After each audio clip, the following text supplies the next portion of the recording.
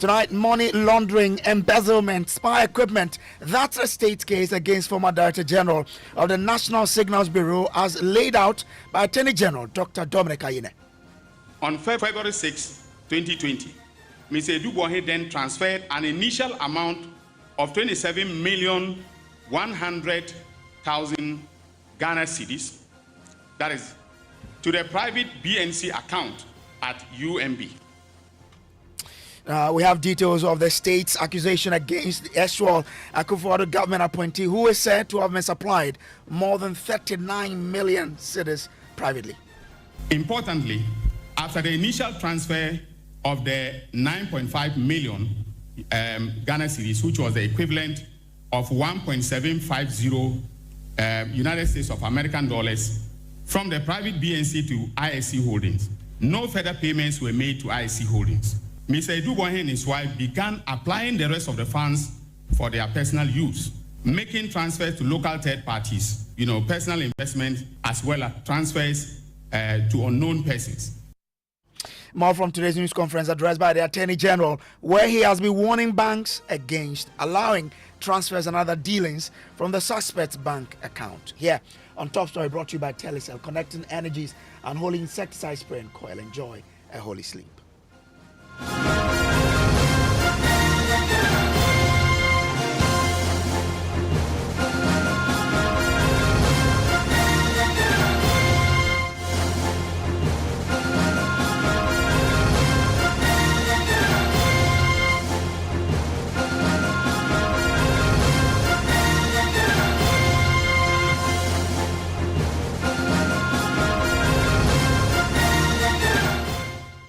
Well, Attorney General Dr. Dominic Ayine has laid out the state case against former Director General of the National Signals Bureau, Kwabena Edu-Boahene, who was arrested last Thursday.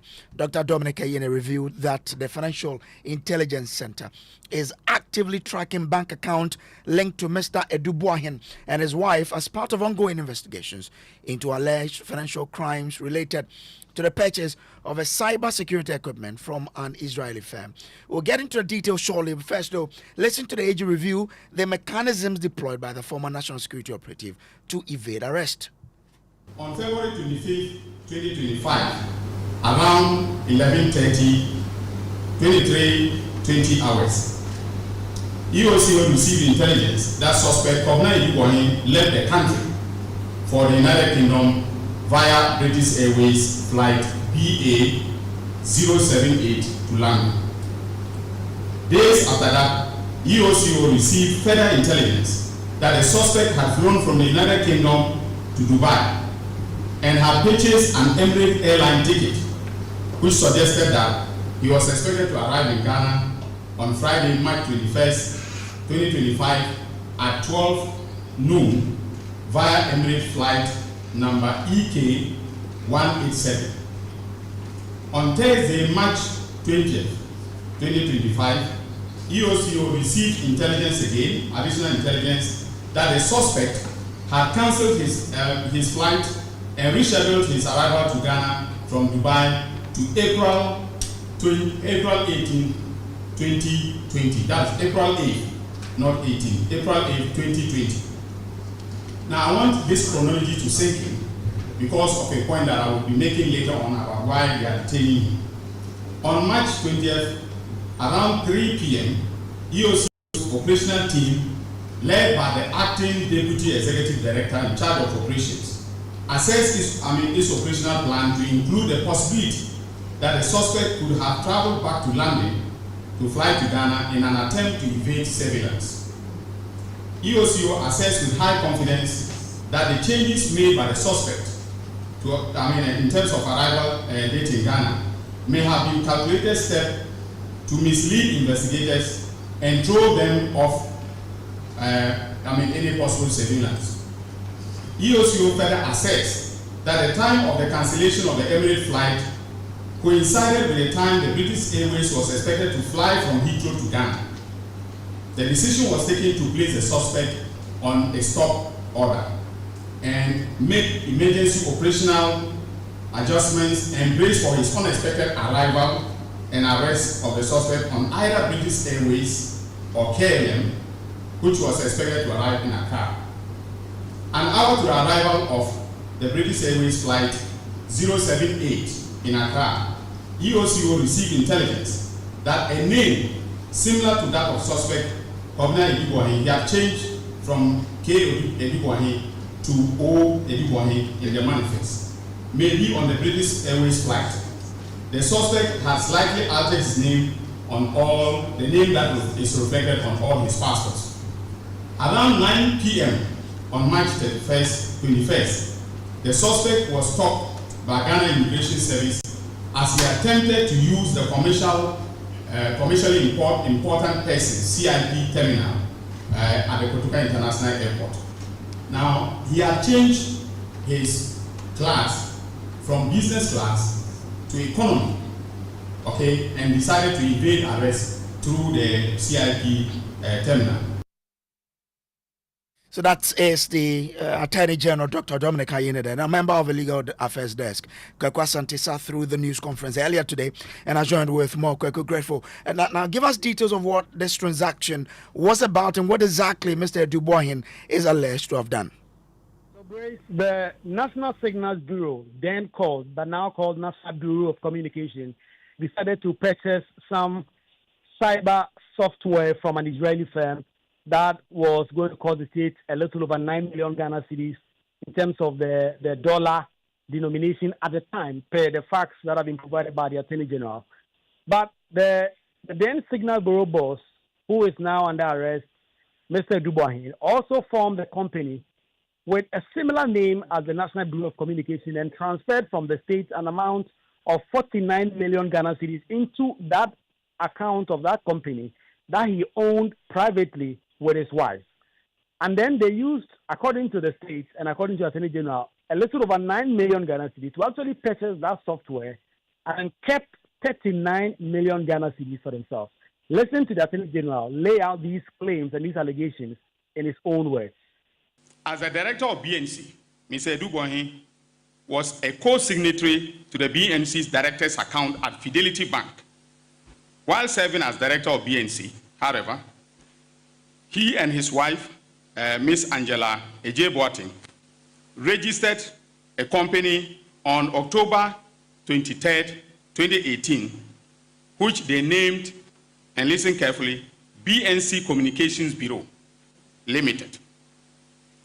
It is important to note that the similarity between the names here, that is BNC, was designed, to engage in a criminal enterprise, which will unfold as I go further. For purposes of differentiation, we will call the private company Private BNC and call Ghana Signal and National Security BNC the National BNC. Mr. Edibuahin, who is the head or who was the head of the BNC, and his wife are listed as directors of the private BNC. Okay, so they registered the company, and they, the two of them, together are the directors of the company, the two directors of the company. On October 26, 2018, the couple opened a corporate account for their private BNC at Universal Merchant Bank, UMB. According to the mandate on the account, either of the directors could sign checks and approve transactions on the account. In his capacity as director, Mr. Edibuahin, on January 30th, 2020, signed a contract on behalf of the government of Ghana and the National Security Council on the one hand, and on the other hand, an Israeli company called ISC Holdings Limited. The contract was for the purchase of a cyber defense system software at a price of 7 million United States of American dollars. Let us call this contract the GOG ISC contract. On February 6, 2020, Mr. Edibuahin then transferred an initial amount of 27,100,000 Ghana cedis, that is from the National BNC's operations account at Fidelity Bank to the private BNC account at UMB. Official documentation on the transfer revealed that the amount was for the payment of cyber defense system software, which the National BNC was buying from ISC Holdings in Israel. Mr. Edibuahin, in effect, transferred the money from the National BNC to his private company, the private BNC. A review of the transactions on the bank accounts reveals that once the funds from the national BNC landed in the account of his private BNC at UMB Bank, Mr. Dubois caused his private BNC to transfer an amount of 9,537,520 Ghana cedis to ISC Holdings in Israel. By the exchange rate at the time, this amount was the Ghana cedi equivalent of 1,750,000 United States of American dollars. To justify or facilitate the transfer of the 9.5 million and the 9.5 million, Mr. Eduboahin fraudulently attached a copy of the Government of Ghana ISC contract as well as an invoice which he held out as an invoice issued by ISC Holdings Limited or in respect of the Government of Ghana ISC contract. On March 18th, 2020 and March 30th, 2020 respectively, he again transferred 21 million Ghana cedis from the National BNC Director's account at Fidelity Bank to the same private BNC account at UMB. The narration of the transaction indicated that it was for a payment of the cyber defense systems that the National BNC was buying. The transfer from the National BNC's account brought the total transfers that he made to his private BNC to 49 million Ghana cedis. By the exchange rate at the time, this amount was exactly the Ghana cedi equivalent of 7 million United States of American dollars. The exact full amount which he quoted as the price at which ISC Holdings sold the cyber defense equipment to Government of Ghana. Now, Kojo, he's also alleged to have embezzled more than 30 million cedis of state funds. Tell us more.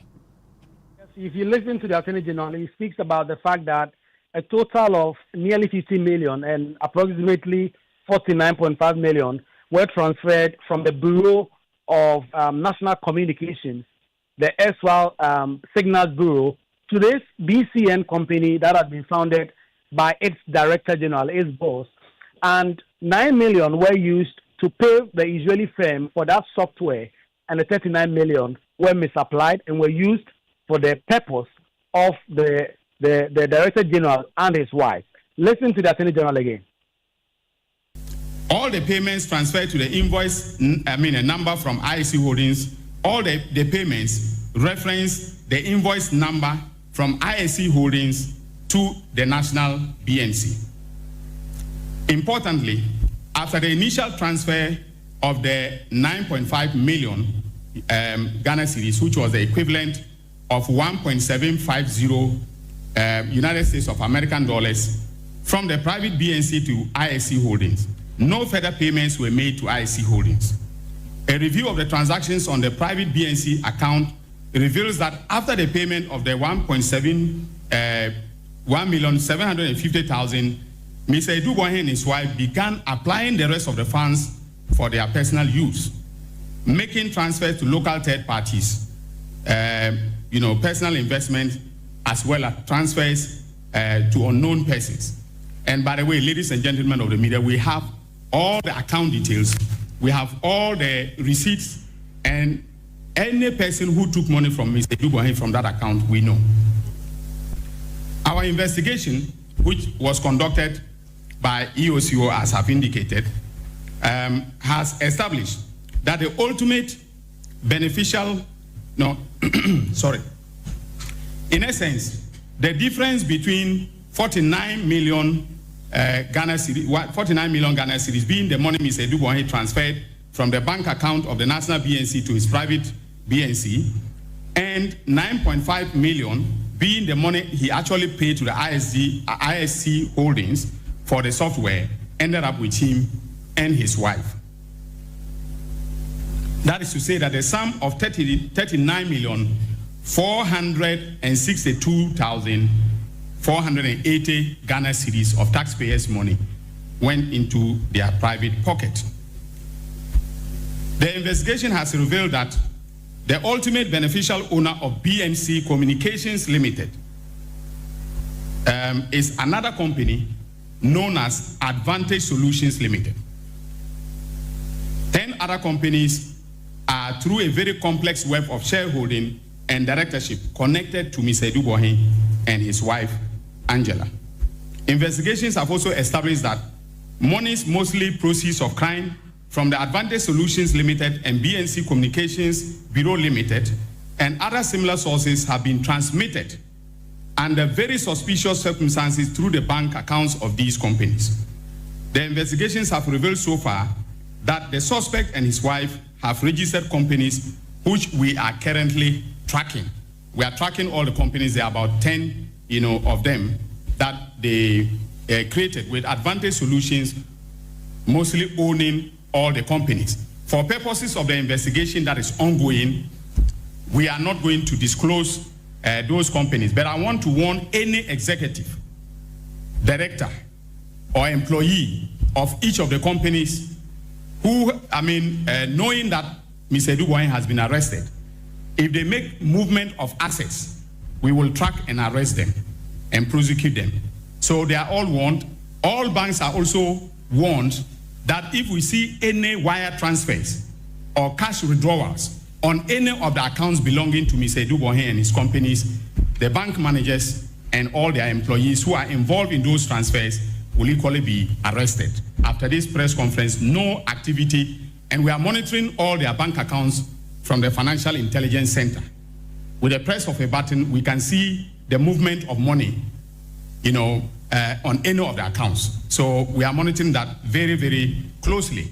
We know, for instance, that the 3 banks that they have been dealing with, in substantial financial transactions are UMB, Fidelity Bank, and Stanbic Bank. So we are monitoring them keenly. And the managers of this bank, if they are listening to me, should be careful about what they do on any account connected to Mr. Edubohin and his wife and their company.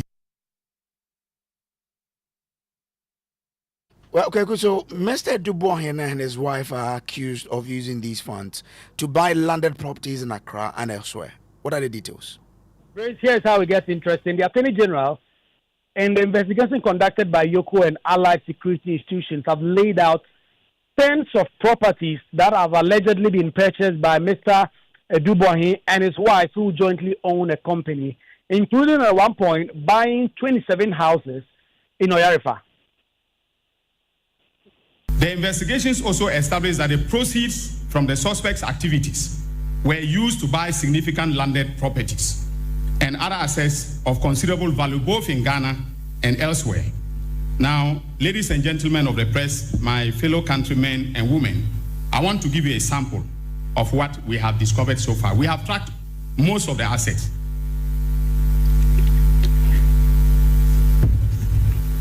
So, the properties that are in their names, their joint names, or sometimes in their, in their individual names, are as follows. We have number 2 Stream Park Drive, Mayfair Estates, LA, that is Accra. For that, they deposited, and we have the deposit slip as well as the receipt from the estate developer, $1 million United States of American dollars. Number 6, Edith Avenue, Mayfair Estates, Accra.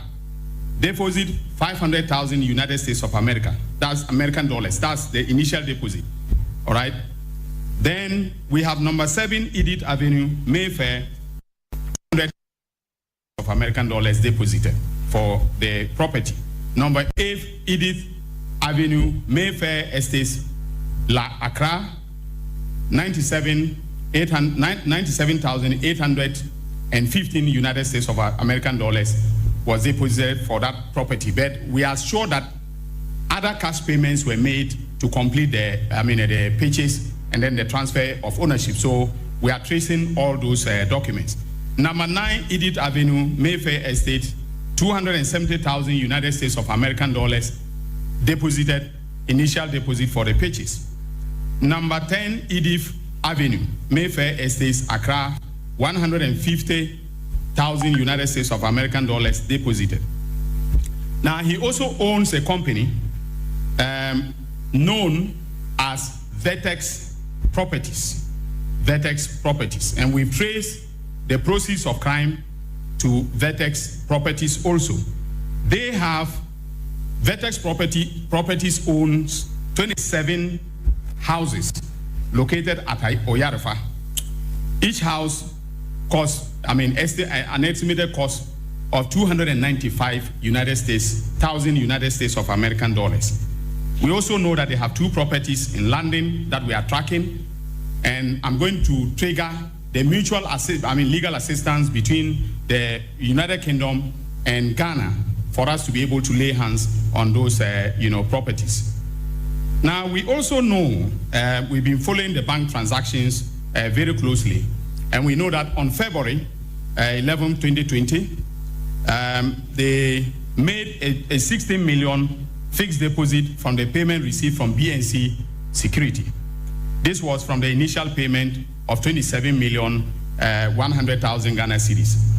On April 3rd, 2020, Mr. Dubois alone withdrew 7,250,000 Ghana cedis, in cash.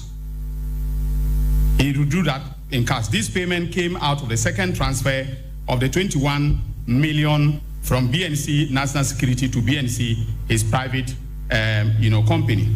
On April 24th, 2020, 1.5 million cash withdrawal was made.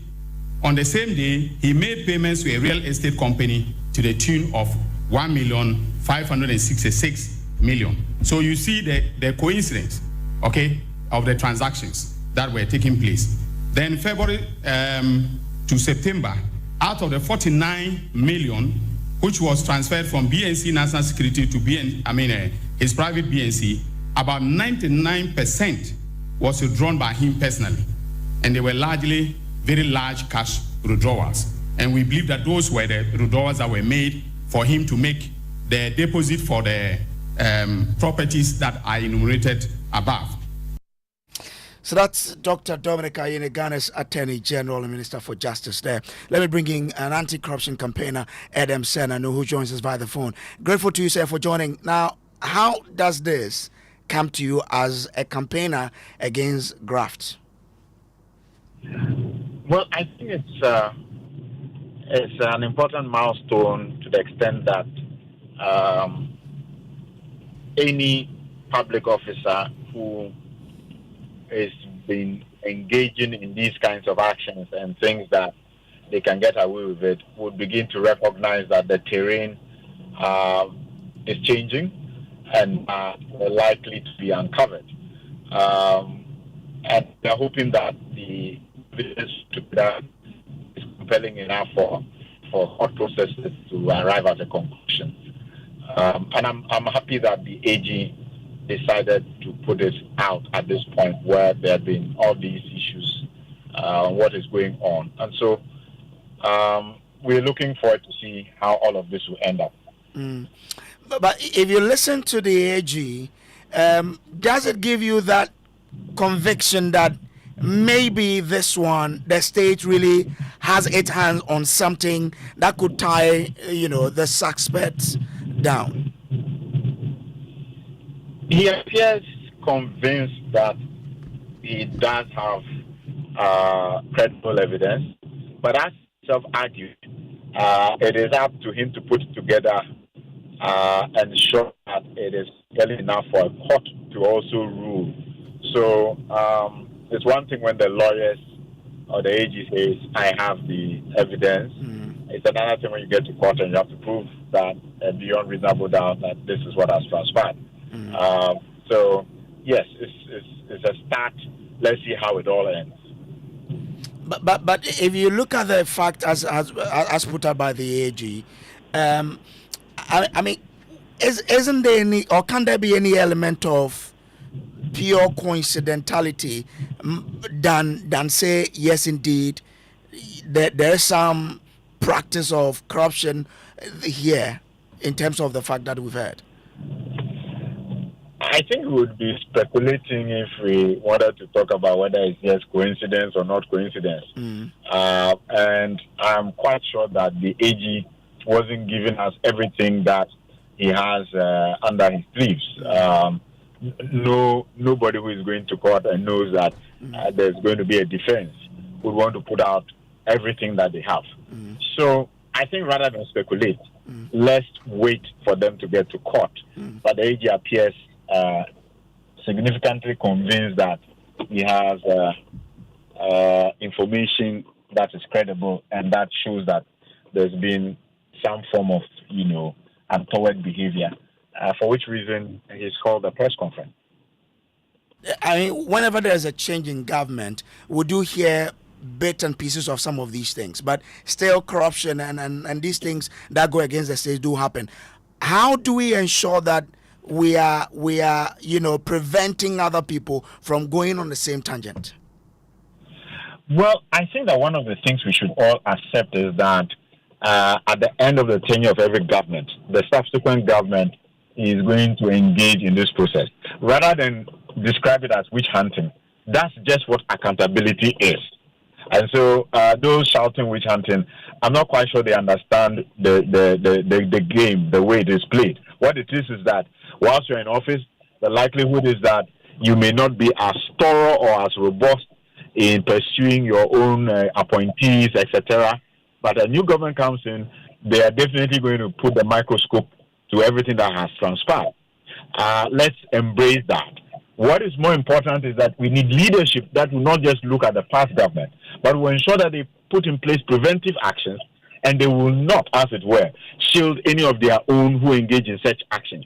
And I think that the more that we put this information in the public domain, where high-ranking officers are being held accountable, that serves as a stronger deterrent for other persons in these positions who may think that they can get away with such kinds of fraud and criminality. Quite interesting. We'll keep watching how this one travels. I'm grateful to you, Adam Senanu, for joining us here. He is an anti-corruption campaigner. This has been Top Story, brought to you by Telecel Connecting Energies, Holy Insecticide Spray and Coil Enjoy Holy Sleep. Up next is Newsnight. I beg, fix me go betete Ghana. No gari, no oil, no plantain, just beans then eggs. Hey, brah, that be dangerous combination, no. Problem no day. I feel handle am. For Telecel, with the Bob say everybody gets what they like. That be why Made For Me bundles day. Based on your usage, you fit get your own data and call packages. Fala! Made For Me bundles like the way you the want them. That *530#, then buy Made For Me bundles today. Telecel. Connecting Energies.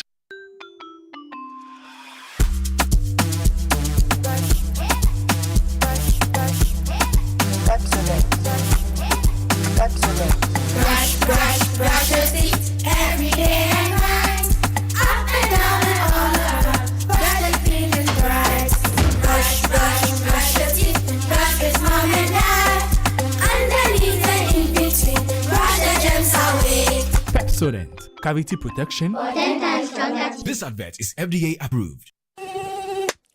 Couldn't sleep at night.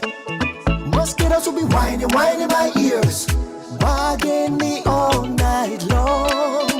Till I got a remedy. Now I'll be spraying them away with holy insecticide spray. Here I go spray them away with holy insecticide spray. When I sleep, me dana maga with holy insecticide spray. Holy mosquito coil, holy multi-purpose insecticide spray. Dana kron kron. For bulk purchase, call 0302 681582. This advert is FDA approved. Where do your hopes and dreams take flight? The money you've earned, the future shining bright. At Petra, we're not just here for your retirement plan. We are here for the life you've imagined and then some. From your child's education to your dream home's door, we'll help you achieve what you're striving for. Petra is here, steady and strong. Your wealth in safe hands, where it belongs. With investments that grow at rates that compete, we build your future with every heartbeat. That's Petra, your partner. come joy or strife, guiding you toward the dreams that define your life. For your pensions, investments, loans, and more, visit our website at petraonline.com or dial *447 *70#. Petra, achieve more.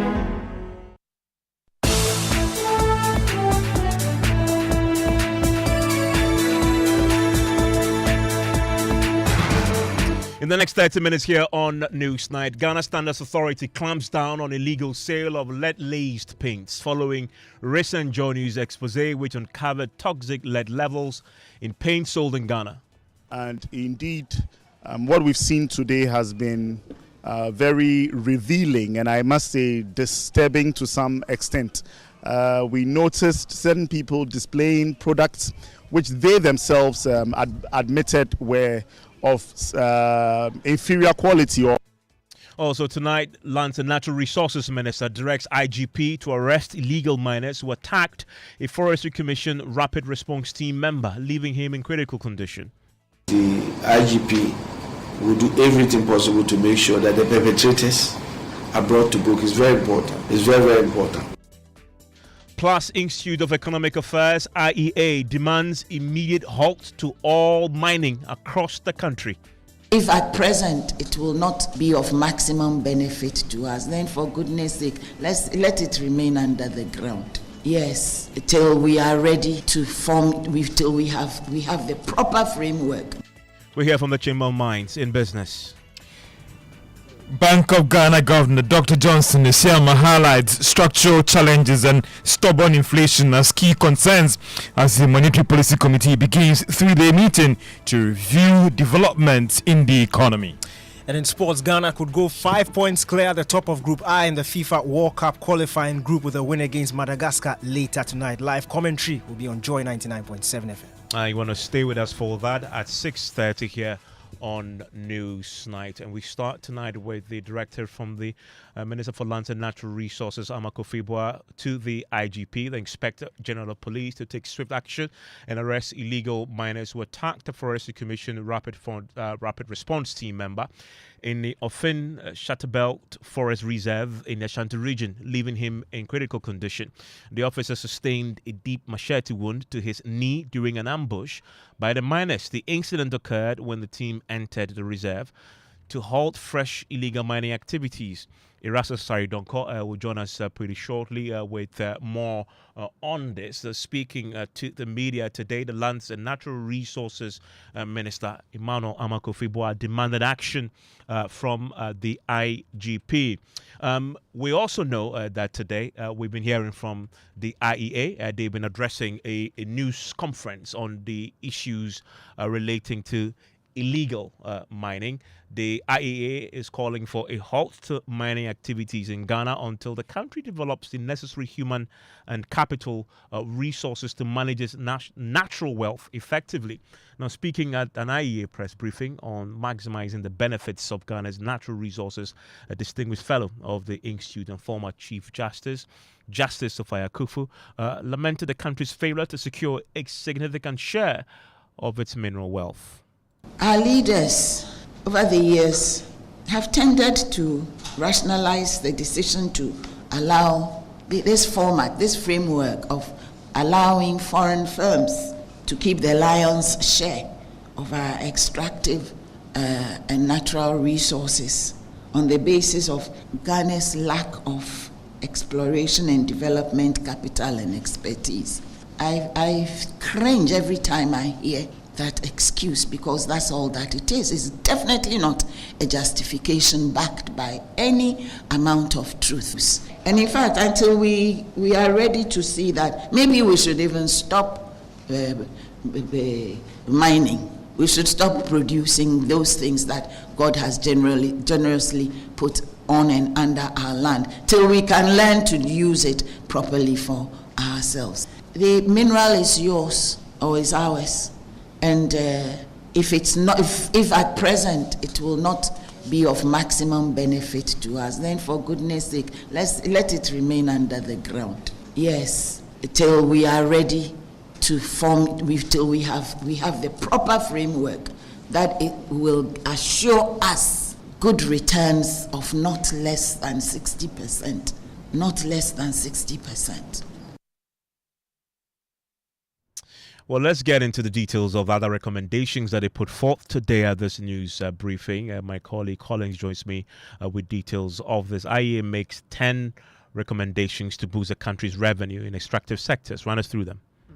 One is it is calling for a setup of a small committee of about 5 experienced Ghanaian experts in the natural resources sector to review and also recommend the necessary amendments to all natural resources laws in Ghana in order to optimize the benefit of natural resources.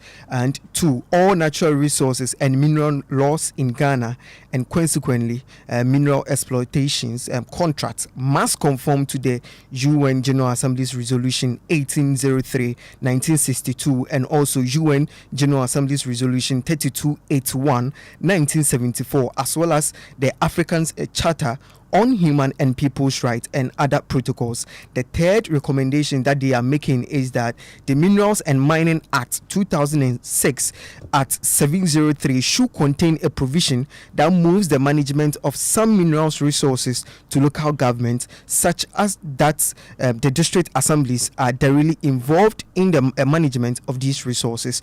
The fourth one is that there is a need to tackle a critical look at Article 257 Clause 6 of the 1992 Constitution, which vests all minerals in the country in the president, as this could be the mother of all natural resources problems. An alternative could be to vest the minerals rather in the states. And the fifth one is government or Ghana should adopt wholly owned Ghanaian production lines, or at least joint Ghanaian foreign ownerships involving sharing of cost and products in the natural resources sector. The sixth one is Ghana should seek technology transfer arrangements under current oil production agreements and aggressively develops its human capital on natural resources management. The seventh one is the petroleum, that's exploration and production at 2016 at 919 should be reviewed to specify the need to shift from concession or royalty arrangement to production sharing arrangement in natural resources contracts, and also local communities must be part of decision making in the management of natural resources. Ninth, they want the geological survey department to be resourced to map out our minerals deposit to enhance Ghana's bargaining power in contracts. And the last one is the growing public awareness, and also the president's renewed interest should be leveraged to prioritize strategies for optimizing the benefits from Ghana's natural resources. And Collins, thank you very much. And that recommendation that is generating a fair bit of controversy is the recommendation for a halt to all mining while the framework is put together to maximize benefits from mining. I want to bring in right now the Director for External Relations and Communications at the Chamber of Mines, Ahmed Natoma, joins us right now. Ahmed, thanks for your time here on Newsnight. That suggestion is fair, is it not? I mean, considering that there's a lot that the government itself currently is doing to try and restructure the entire mining sector. You have a gold board that is coming into place. IEA's point is that whilst you do all that, halt mining, figure it out, and then you can restart it. What's your take? Good evening, Evans. Thanks for having me. Well, Evans, that's an interesting suggestion, but we'll need more clarification. You know, the Honorable former Chief Justice, her ladyship, is a very respected lady, so we'll just take it that she has good feelings for the country. But to say that we should halt all mining, we need to understand, should we currently close down the mines and wait till we have that review, or how is it going to go about it? That would be a very difficult proposition. But the principle of what she suggests within the broader context that as a country we haven't secured enough wealth from the mining that we've done. We've seen foreign countries come in and mine the gold and other very important natural resources and take it away and leave us with pretty much little. And that's the point that leads to the suggestion that to fix that problem, you need to restructure the entire space. Stop it first and figure it out. What do you make of that principle? So this is, like I said, this is a very difficult proposition, because if we are not getting enough, we have to look at Apologies, we lost him there on the line, and that there is a Director of External Relations and Communications. And staying with this particular subject tonight, we're hearing from the Minister for Natural Resources on the back of that attack on the Forestry Commission Rapid Response Team member in the Ofingsel Shelter Belt Forest Reserve in Ashanti region who has sustained life-threatening injuries tonight. We know that the minister is now asking the IGP to step in and ensure individuals involved have been arrested. Erastus Donko has been tracking this and reports. The Ofin Shelter Belt Forest Reserve has recently come under attack by illegal miners. They were driven away recently, but according to forestry officials, few of them have come back and they are mining within the reserve. It was against this backdrop that the rapid response team drawn from various units were sent to do their usual check. Now, upon entering the forest, they noticed the barrier set up by the armed illegal miners. Initially, when they scanned the area, they saw few armed people that they thought they could overpower. But upon entering, they realized that they'd been ambushed by a number of them holding assault rifles and machetes. One of them launched an attack at one of the officers, slashing him deeply in the knee and forcing the team to regroup and take him to the hospital. He is currently in critical condition, receiving treatment at the Konfanochi Teaching Hospital. Well, that's Erastus Donko there, who has been following the developments all day. And we've now been hearing from Amako Fibwa, the Land and Natural Resources Minister, in issuing a directive to the IGP. When they get to the point they determine that a forest area is red, a code red, it means that they've lost, they can't. They need a backup of the military. And in this particular case, that underscores what the challenge is. This is an area that was red. This is an area that has been liberated more or less. And the force is monitored on a daily basis. And now people were trying to make incursions. They were trying to prevent it. And that's what is happening. It calls for immediate backup of the military. I just finished early this morning talking to the defense minister, working with the police to make sure we do everything possible to support the Forestry Commission officers who are fighting and to give them the support they need to get a hope that they are not alone in this fight. I think that the IGP will do everything possible to make sure that the perpetrators are brought to book. It's very important. It's very, very important. Remember there was an incident that happened in the Western region where a journalist had his camera smashed and all of that. I've been following up on it. Now, I know that the court has made sure that the money to buy all the equipment that they damaged is secured by the Asenkegwa police. And that there is the Land and Natural Resources Minister, Emmanuel Amako Fibwa.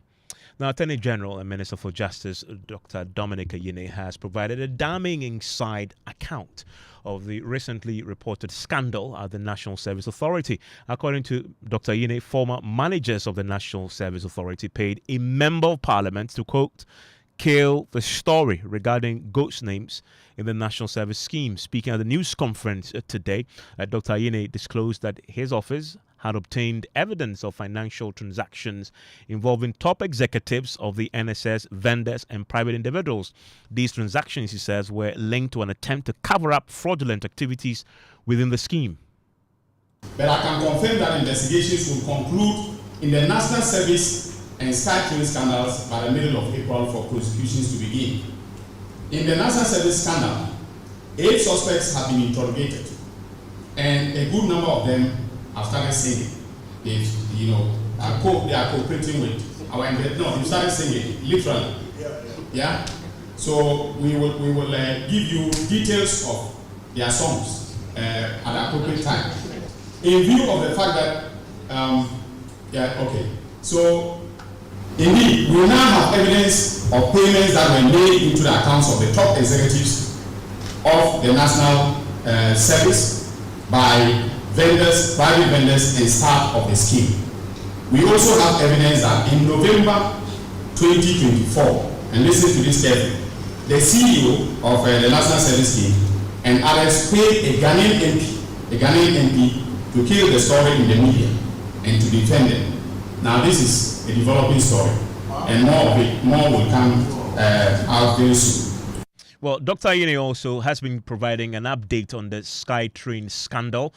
He says the former CEO of the Ghana Infrastructure Investment Fund, who is alleged to have played a role in the botched SkyTrain scandal, is currently hiding in Senegal after he alleges conspired with the board chairman to pay a non-existent company in Mauritius a huge sum of money. Listen to Dr. Ayine. In respect of SkyTrain, we can confirm that the 2 million was paid at the request of the chairman of the board of directors of the Ghana Infrastructure Investment Fund, that is GIIF, Prof. Ameya Ikunfi, and then and then the CEO, Mr. Solomon Asamoah, who is currently hiding in Senegal. We tracked him first and noticed that he was in South Africa. So he left Ghana somewhere around February 2nd, the 2nd of February, to South Africa. So we were monitoring him in South Africa, and then he left South Africa and is now in Senegal. When we contacted him, he told us that he will not come to Ghana until I think he didn't say April, 3 months from now. Okay, so he's giving us 3 months to come to Ghana, very much like Ken Oforiatta, right? It reminds me of Ken Oforiatta. So he says he will come to Ghana in 3 months. So we are patiently waiting for him. If he wants to be tried in absentia, that is his choice to make. But we have the prosecutorial authority to prosecute him in absentia, and of course the person who acted with him to transfer that money. I want to bring in my colleague, Kweku Asante, who sat through this press conference, joins us on the line right now. Kweku, we got an update on what some had called a raid. The Attorney General disagrees with that, and this relates to the operation that was carried out in the home of the former governor of the central bank. Yes, and Evan, we heard from the Deputy AG over the weekend and last week confirming that this was indeed under the hand of the Attorney General's Department. Today, the Attorney General himself confirming that he signed the application for the warrant that was granted by a high court. He disagreed strongly when they said that this was a raid. He says this was a cordial search conducted, and in fact, we have the former governor of the Bank of Ghana on video actually participating in the search that took place. He also has a warning to the minority and market. He is accused of stealing falsehoods about this situation. They are deciding to bastardize me and to bastardize the operatives of the national security by even saying that during the raid, which for me wasn't a raid, it was a constitutionally sanctioned search, they stole 10,000 Ghana cedis. Right? Now, what an insult. Okay? And that is what my Deputy Attorney General was referring to when he said that, the constitutional immunity granted to MPs does not mean that they should abuse that immunity and then, defame individuals or officials who are conducting normal business, normal public business. All right? And ladies and gentlemen of the media, let me tell you, we have a record of Addison and what he said about the raid. So if Attorney Martin, the honorable minority leader, is daring me, will make that recording available. And Kweku, he's been talking about some pressure that he's currently under. Give us details. Yes, Evans, we did ask him whether he's feeling the heat in terms of the pressure coming from the public as to why he has not so far put any person before court. He says yes, the pressure is coming. He's soaking it in with his officials. He says rightly so because of the promises the NDC made regarding oral in the lead up to the 2024 election. However, he will only go to court if he is confident that he will secure a conviction. the issue of accountability and order, that is Operation Recover Audit, was a central plank of His Excellency's campaign. In fact, the National Democratic Congress campaigned seriously on the issue of accountability. Ghanaians bought into that campaign and other issues that we addressed during the campaign, and that is why they voted for us to hold those who have abused public office accountable. So yes, I'm under pressure. But I'm under pressure not from political protests, but from ordinary Ghanaians. Despite my busy schedule, I find time to go to social media, and I see what Ghanaians want us to do. They are in a hurry to know what we are doing about holding people who have looted state resources accountable. And that there is Dr. Dominic Ayine. He is the Attorney General and Minister of Justice. Now, the Ghana Standards Authority has issued a stern warning to vendors, vowing to crack down on the sale of unapproved and illegal paint products. In fact, they've begun a crackdown today, particularly those laced with harmful levels of lead.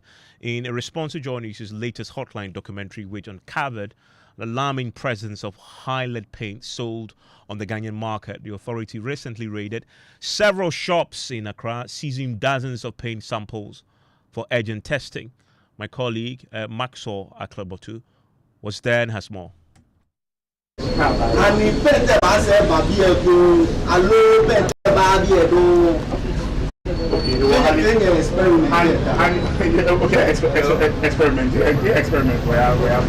Heated exchange between officers of the Ghana Standards Authority and the owner of a paint trading shop in Nadabraka. These particular paint samples were expired. But we are saying. I say. And I wouldn't. We know. Oh, won't see any American. I say. Won't to me and fan shadra. What's in the American? This action follows a shocking expose by Joy News revealing that some shops were selling illegal lead-laced paints, with others mixing expired paints with local products. The Ghana Standards Authority carried out a surprise operation to collect samples from several paint shops. At some locations, they were caught mixing different paints, while others sold unbranded products. In total, 15 shops were searched, with some shop owners resisting the inspection. Oh, Chief, Debbie, Chief. Police take your time. We are working with law. Take your so relax and then you don't know. You do not know. But backed by the law and accompanied by security personnel, the GSA officers collected over 20 paint samples, all of which will undergo rigorous testing. Head of Special Projects at GSA, George Kojo said the initial findings were alarming and shocking. And indeed, what we've seen today has been very revealing and I must say disturbing to some extent. He warned that shop owners found to be in breach of the law will be severely punished. We noticed certain people displaying products which they themselves admitted were of inferior quality or were substandard. In fact, some persons said that the products they were displaying were not meant to be sold because they themselves knew that those products had some issues with quality or even in some cases had expired. And this is in flagrant breach of the relevant provisions of the GSA Act 1078. He also warned other shop owners to be on high alert because they will soon pay them a surprise visit. But the arms of the law are really, really long. And ultimately, they catch up with everybody. So if you are in this business of selling substandard paints, selling any substandard products, please watch out. You can go to bed tonight because we haven't come to you, but tomorrow it will be your turn, and the consequences will be very, very dire. The Standards Authority is hopeful that these actions will help rid the market of unapproved and illegal paint products. For Joy News, Maxwell Aklobotus report, read to you. And George Rafe is in the studio with me with business. Hello, George. And hi, Evans. And coming up in business, Bank of Ghana Governor Dr. Johnson Isiama highlights structural challenges and stubborn inflation as key concerns as the Monetary Policy Committee begins a 3-day meeting to review development in the economy. And Finance Minister Dr. Atufo reveals significant progress in addressing those structural IMF benchmarks mixed last year by the previous administration. We'll be getting you more details on the business news on Newsnight. It's brought to you by MTN Business. Welcome to the new world of business. Kingdom Books and Stationery, your number one-stop shop for all your office essentials and syntax stands, and also Pepsodent Herbal and Charcoal. Let's now settle for the details. Bank of Ghana Governor Dr. Johnson Isiama has maintained that checking what he describes as stubborn inflation remains a major priority. The governor highlighted this concern at the Monetary Policy Committee meeting, which began today to review development in the economy for the next 3 days. There is more in the following Business Desk report. At the opening of the Monetary Policy Committee meeting, Bank of Ghana Governor Dr. Johnson Isiama expressed concern about the pace of inflation rate reduction, arguing that this puts some pressure on them to act quickly to correct the situation. While inflation is easing, I'm sure you have gone through your blue books, it remains uncomfortably high, and I must emphasize the word uncomfortably. Remains high at over 23%, and progress has been slow, particularly on a month-on-month basis. For instance, structural drivers of food inflation remain persistent. The governor also had some good news, especially for those that were worried that Ghana may not pass this fourth IMF program review. And that is the Business Desk report. Meanwhile, the Minister of Labour, Jobs and Employment has revealed that the ministry is working on a comprehensive international labour migration strategy. And this initiative is part of government's effort to reduce unemployment rates in the country. He made this announcement during the visit by the Chartered Institute of Human Resource Management Ghana, aimed at strengthening ties between the minister and the institute. Trying very hard to work for a situation where we can have an international labor migration where our people can, so we need to develop the appropriate framework to make sure the rights of workers who are out there working are upheld, their interests, health are taken care of. That we don't want to see a situation where Ghanaians working somewhere are treated as second-class human beings. Minister for Labour, Jobs and Employment, that is Rashid Pelpo. Two other stories. The Finance Minister, Dr. Atufo, has revealed that government has made some significant progress in addressing the IMF target missed by the previous administration. The minister disclosed this when he engaged the German Chancellor, that is German Ambassador to Ghana, His Excellency Daniel Kroll, at the Ministry of Finance today. There is more in the following report. Minister Dr. Atufo on the IMF program noted that based on the corrective measures that government has undertaken, the country will soon start getting the required results in terms of the fiscal numbers improving. The assurance by the finance minister is coming at a time that the 2025 budget has revealed that Ghana missed out on most of the crucial targets set under the IMF program ending 2024. The finance minister in the meeting with the German ambassador also revealed that on the debt restructuring, Ghana has made some significant progress as government is now focused on finalizing the individual bilateral agreement. The minister also praised the German government's role in reaching a deal with these creditors. On the energy sector, the finance minister also revealed that they have made some significant progress, which is paying debt to all the independent power producers, a move the minister sees as critical in dealing with the numerous challenges facing the sector. And that is the Business Desk report. And that's all for business on Newsnight. Back to you, Evans. And George, can you guess the origins of the word kokomlimli? I think I had a report today that talks about something about frogs. Something about frogs, indeed. Yeah. You must learn the origins of the place, the area that employs you, has employed you for more than a decade, indeed.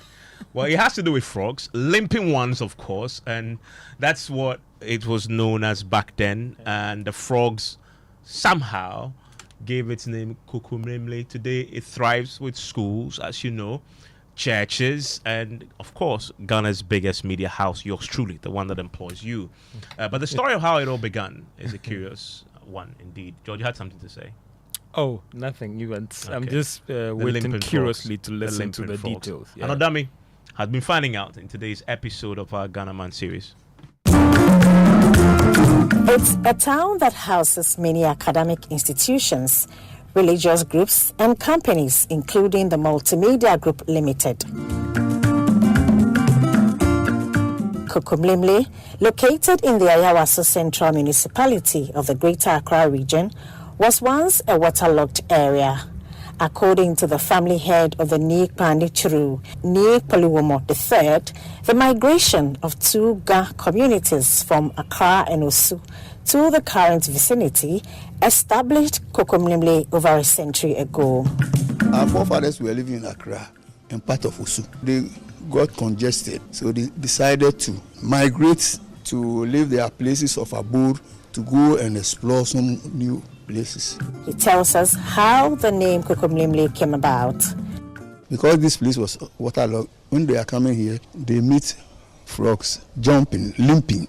And guys, when a frog is sleepy, a crocodile to mlemle, and frog is limping. That is how come the name here Kokomlemle. Another interesting discovery with this town is that former President Dr. Kwame Nkrumah was once a resident. When I was young, most of Kwame Nkrumah's members were living in Kokomlemle. So we leave this place to the castle. So when we are counting, we count Kwame Nkrumah as one of the members of Kokomlemle. Interesting indeed, and you can find the full story on many social media platforms. The sports team is taking over pretty shortly because of the Black Stars March that is set to begin. But we cannot leave without telling you the story of hashtag RNAQ40. It shut down the entire country, many people say, maybe at least social media. At one point, my colleagues tell me 100,000 people were watching what was happening, I believe, at the Independence Square. Everybody was there. Sir Kwame Despite and Mr. Cranty, who's taken over pretty shortly, was invited. I wasn't. But just a sample of what happened there. The Independence Square played host to a night of luxury and elegance over the weekend as Ghana's elite gathered to celebrate businessman Richard Ni Amakwe's birthday. The event's setup was impeccable, with exquisite decor, flawless coordination, and delectable cuisine. Vocal powerhouse Ifya kicked off the night with a sterling performance, setting the tone for an unforgettable evening.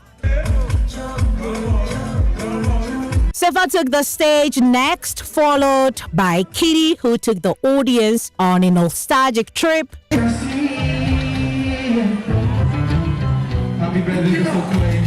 Kim Promise gave a performance of a lifetime.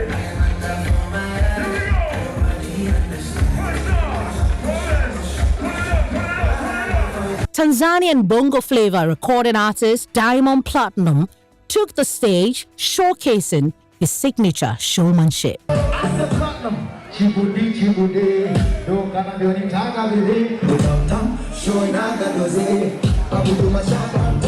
The highlight came when Sarkodie, the masterful rapper, commanded the room with his presence, keeping everyone on their feet.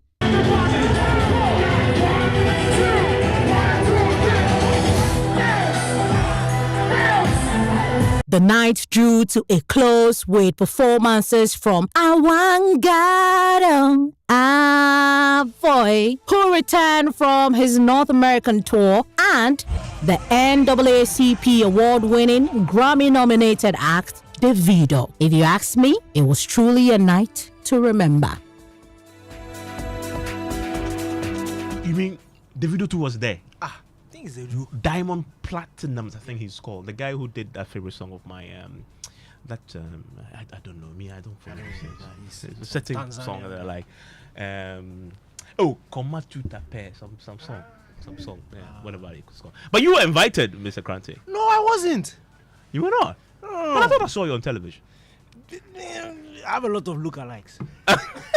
So one of them, one of impersonated them. you. I'm sure. Okay, I mean I was nowhere near that. I'm not sure anybody even thought about me being invited to that place, but it was a big one. I saw the artist on television. I'm like, goodness me, he flew all of them down. Can you imagine how much he spent on this? I mean, how old are you?